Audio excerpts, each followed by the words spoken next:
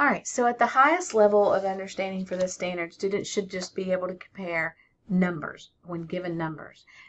So if I have 6 and 7, I know that 6 is less than 7, or 7 is greater than 6. 7 is more than 6. 6 is fewer. So using all those vocabulary words, you can have them just compare numbers that way. You can turn over a card.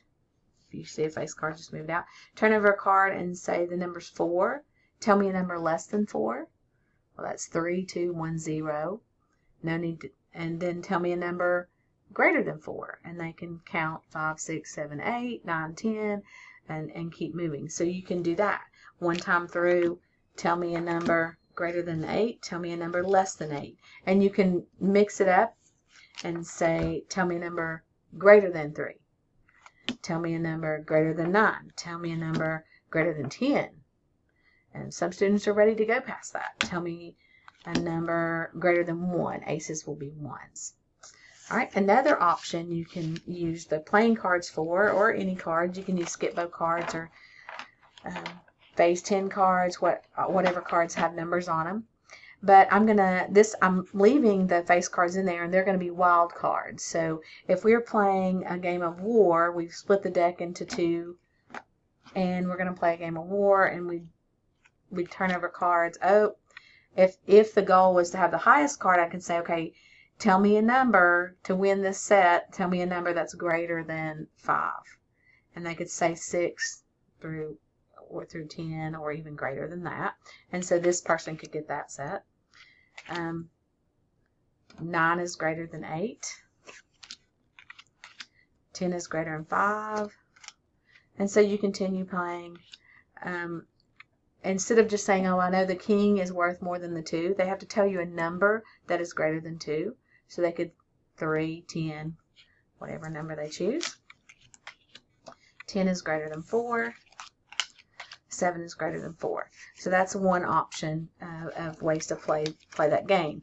It doesn't always have to be the card that is the greatest value wins. You could make it the card with a lesser value. So then when you turned over a tie, we can say the cat gets that, or we can do I declare war.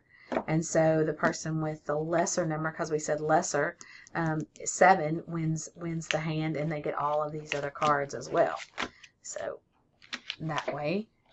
Or if you end up, I'm looking for another face card opportunity here. If we see one, I might just make one really quickly. Yeah, okay. So then if you're playing war with less than, you would say, tell me a number less than 8.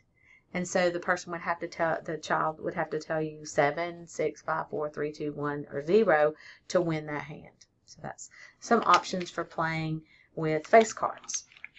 In addition to that, students would need to be able to select cards that are less than or greater than.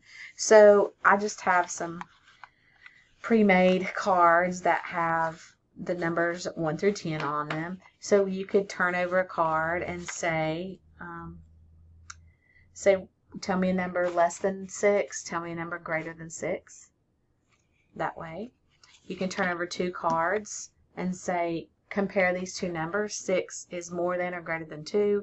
2 is less than or fewer than 6. So that's one option. Or I can lay out several cards, or even the whole deck of cards. There's actually a 0 in there. Can lay out several cards here and then draw another number and say I drew a 5, and I can say collect all the cards that are less than 5. So in that case, the student would collect the 0, the 2, the 3, and the 4. Okay, and then I might draw another card and say collect all the cards greater than 8. The student would collect the 9 and the 10.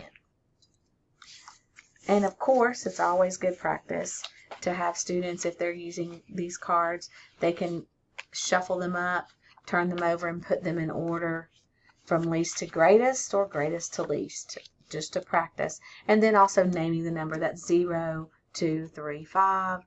2 is more than 0. 2 is less than 3. 5 is greater than 3.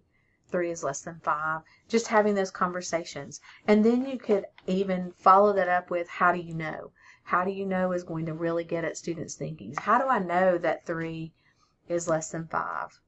Well, I could get my counters back out and show 3 counters compared to 5 counters and show that 3 is less than 5. Or I could do my counting pattern, 1, 2, 3. I come to 3 before I get to 5, so I know it's less than 5. So those are ways that students that you can increase the thinking and extend the thinking of students using just cards.